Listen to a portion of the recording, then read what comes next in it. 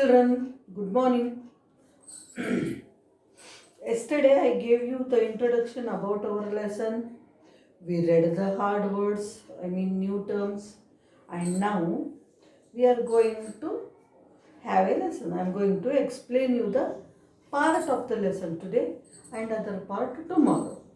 So, our lesson's name is India, the Northern Plains.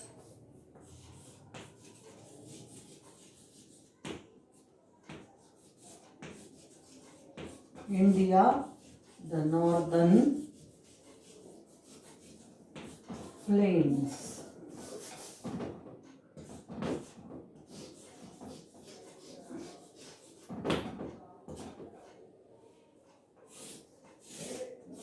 So, in our last lesson, we learnt about the one of the physical features, the northern mountains. India is divided into 6 physical features.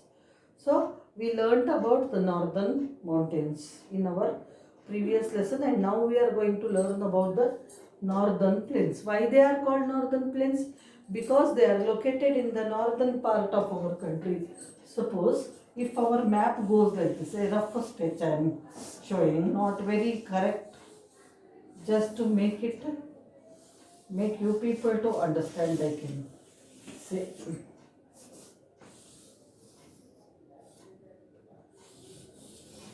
In this way,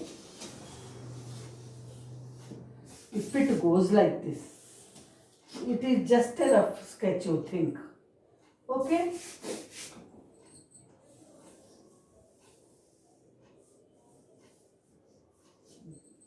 Somehow. I am not sure. Rough sketch. So first we learnt about the Himalayan mountains. Okay, like this. This part is known as Himalayan mountain. Now this part is known as the northern plains. Okay, what do you mean by plains first of all? A flat land surface is known as a plain. A flat land surface is known as a plain. So, these plains, any country you take, wherever you find these plains, they are very, very comfortable for human life. Why? Because these plains have good soil, which is suitable for growing crops. At the same time, you can build houses, industries very easily on the plains. That's why plains are very suitable for human life. And you can find more population in these plains. So, in our country, the plains are lying at the bottom of the northern mountains. They are called northern plains. Why they are called northern plains? Because they are in the northern. This is north. This is south, west, east, right? So these plains are in the northern part of our country. So they are called northern plains. What are plains? They are the flat land surface. Okay. So we are going to know about these, about the northern plains of our country. These northern plains are very suitable for human life because land is having equal surface, I can say, even surface. Water facility is more. Land is fertile. Fertile means good soil it has. So it provides better living conditions for the people. So comparing to all other landforms, life is very easy and comfortable in plains. That's why people prefer living on plains. Understand? Why? Because it is easier to grow crops, easier to build houses and factories. That's why. Understand? I told you northern plains are located to the south of Himalayan mountains. You think these are Himalayan mountains? It is south. So bottom of Himalayan mountains, we can say. At the foot of Himalayan mountains or at the bottom of Himalayan mountains. And Which states of our country are included, are located in this northern plains? Means, let me show you with the help of a map.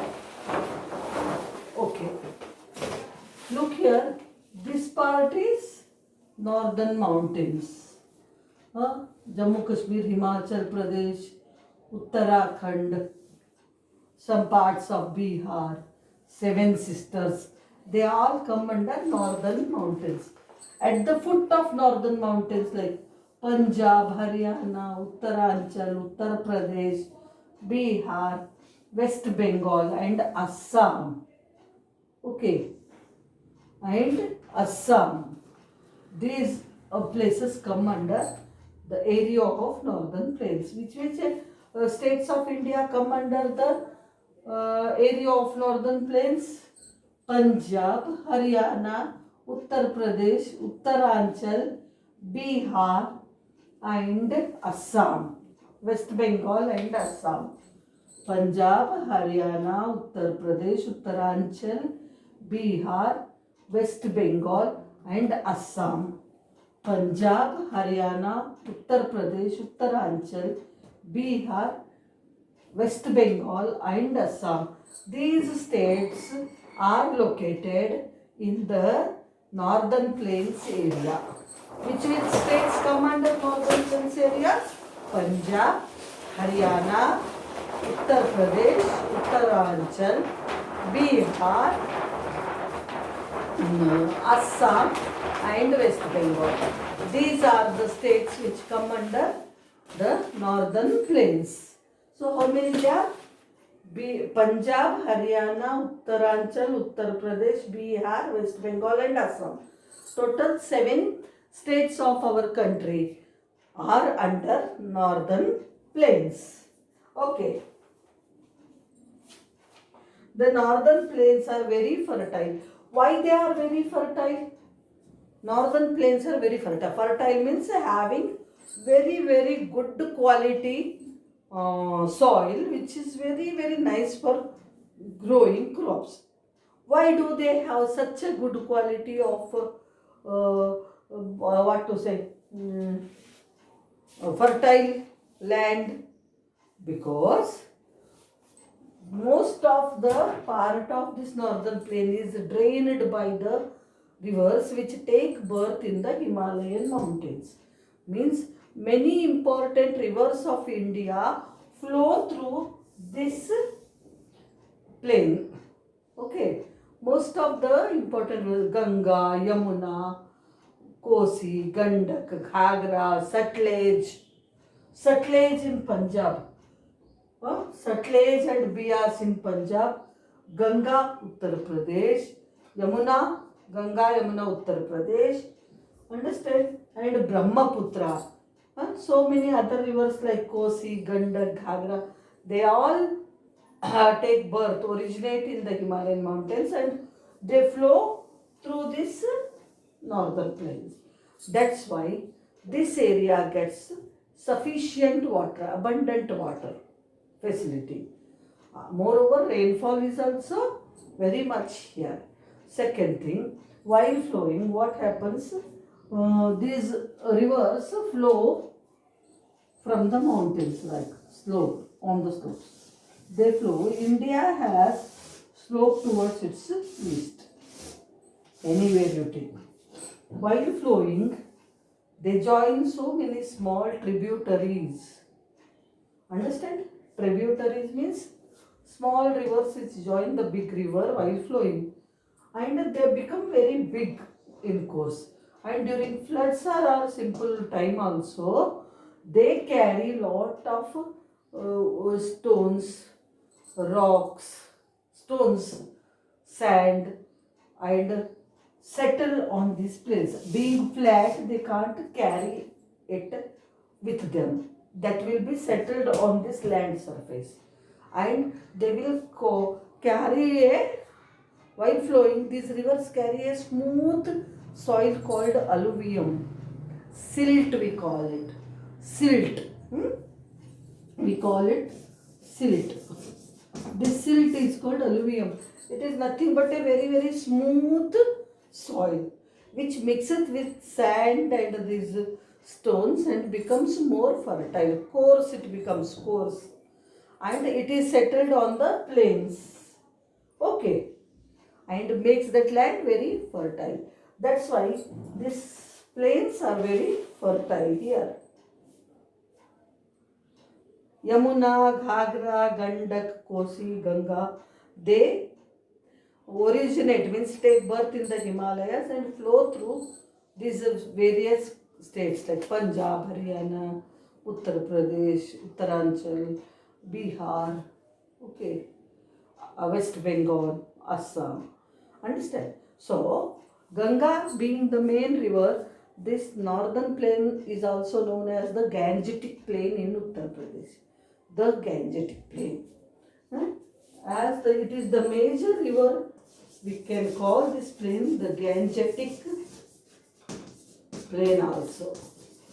We can call it the Gangetic plain also.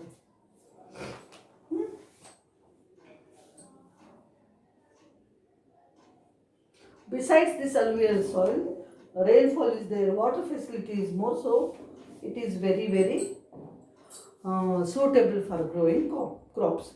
The northern plains of India are divided into three river basins. These northern plains of our country are divided into three river basins. First one is called Sutlej Basin.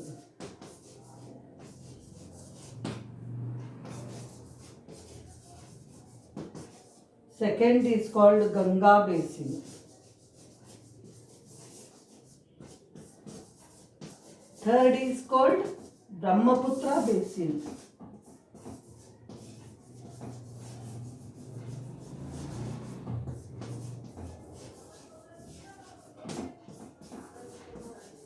So, whole of northern plain is divided into three river basins. What are these river basins? River basins are those areas which are drained by a river, whole area which is drained by, irrigated by a river and its tributaries. What are tributaries? Small rivers which join the big river while flowing are called its tributaries. So, the river and its tributaries supply water or provide water to the land of a particular area. A particular river and its tributaries supply water to the particular area.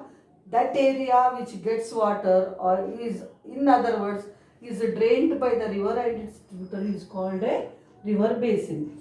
For example, Sutlej and Beas river provide water to certain area, that is called Sutlej basin. The Ganga river provides water, Ganga and its tributaries provide water to certain area like Uttar Pradesh, West Bengal, Bihar, etc. It is called Ganga basin. Punjab and Haryana come under Sutlej basin. Punjab and Haryana come under Sutlej basin. Ganga basin, UP, Uttar Pradesh, Uttaranchal,